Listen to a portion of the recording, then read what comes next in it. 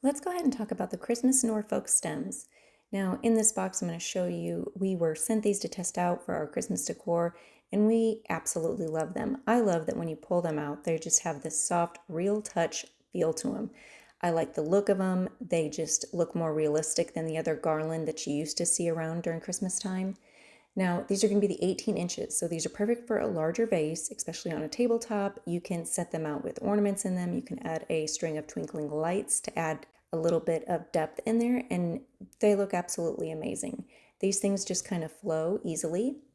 Again, you're going to get 8 pieces of these, and these are very large. So as you can tell here, they kind of fill a larger vase, but they just spread out and they just look soft to touch. They're very nice. I love the color, and it goes perfectly with all of my Christmas decor.